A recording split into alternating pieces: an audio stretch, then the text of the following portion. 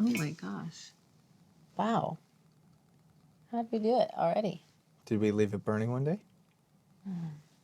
Hey everyone, welcome to Finch Studio 2, where we're going to learn how to get set up to sew garments. So the first thing I want to talk to you about is tracing paper, which is what I've got right here. Tracing your pattern onto the paper is super helpful when you're working with garments because it makes for an easier to handle pattern paper. See how nice this is? It lays nice and flat, and it adds stability to the fabric. So it's actually sticking to my fabric and staying in place. Plus, you could keep the original pattern intact for future use and modifications. So if I wanted to make this in a different sort of fabric and I decided that a new size would warrant that, I could go ahead and trace out a new size out of my original pattern paper. Before we get there, though, we want to make sure we copy everything we see.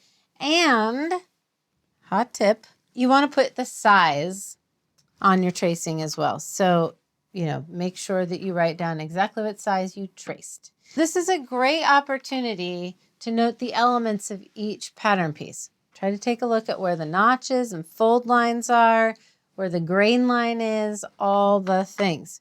So I've got here a little circle on one piece of my tracing paper. I've got notches here.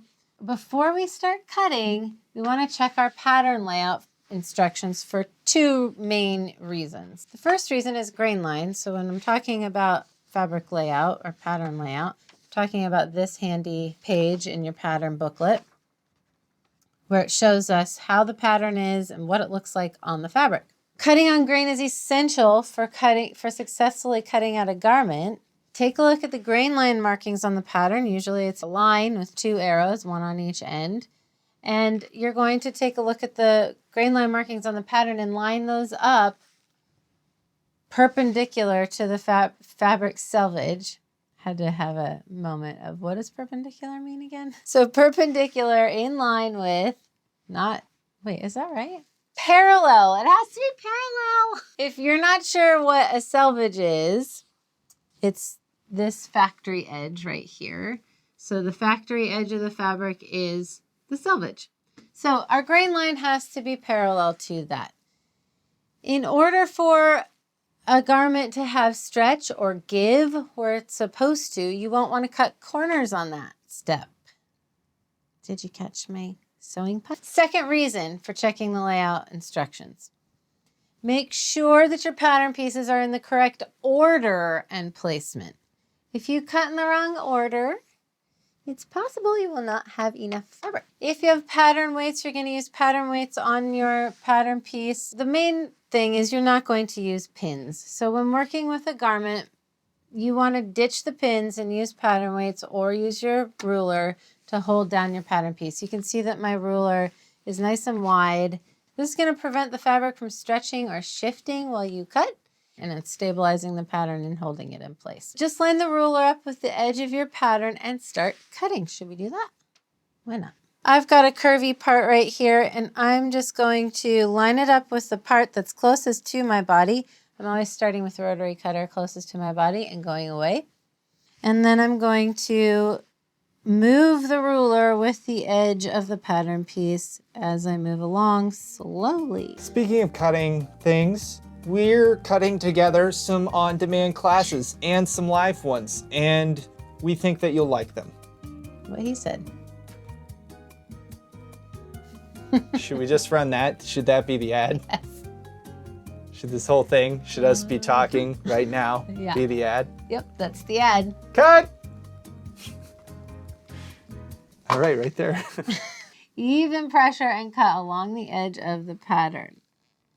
Okay, so there we go. So I'm moving the ruler as I move along this edge. You don't have to use the edge of the ruler. You can just cut right on your line that you drew onto your pattern piece. That's fine. Using the ruler just to stabilize everything kind of just beyond the line is a good technique as well. Don't forget about your notches on the pattern. So you're going to make sure to cut them where they are indicated. I'm going to go ahead and cut a line that has some notches so that I can demonstrate that. This fabric, by the way, is a rayon, which some people are afraid of. And you see how nicely it's behaving underneath my ruler and my tracing paper. Okay, so I've got my edge here. And what I'm going to do is I'm going to press down on the edge where the notch is. So here's my notch, my cutting blade right here on this notch. I'm just going to press down and then check and see that something happened. You just don't want to move the rotary cutter so that you don't cut too far into the pattern piece. That will ruin your seam allowance. Here's the deal about notches. They mean things. So you have to be sure to read the pattern instructions to understand the meaning of each notch. A lot of times they're just indicating a side seam, a back and a front, those kinds of things. Sometimes they're having to do with a pocket and where it's going to be folded down, for example. So they can be super important for alignment or other crucial construction steps for assembling your garment. Now that you're done with the cutting, go ahead and have these little guys handy at the ready. You can use pins as well, but if you are using a knit, you're going to find it a lot easier to use Wonder Kit clips. They can be easier to install and remove, especially when you're working with a knit, and they're going to make you a happier camper in the end, which is the whole idea.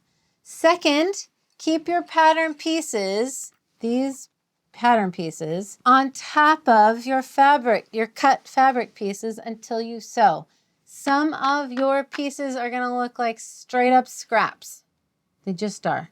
And yes, I have cut a waistband right out of a skirt piece. So lesson learned. Let's talk about the right and the wrong side of the fabric. Sometimes it's imperceptible, and with a good garment fabric, it's often imperceptible. So when cutting out your pattern, it's really important to know which side is the right or outer side and which is the wrong or inner side. It can be really tricky with solid fabrics or woven. So double check before cutting. And once you cut, place a piece of contrasting tape on the right side of the fabric. So you're going to take a piece of tape and you're just going to, like masking tape or painter's tape is actually ideal. You're going to place it on the right side of your fabric on each piece. When you're cutting out a garment piece, if the two pieces look very similar, it sometimes can be disorienting, and it is possible to sew the back to another back piece when in reality you want to be sewing a back to a front, for example. In which case you may end up with, two left legs or something like that. So fronts and backs are important. Okay.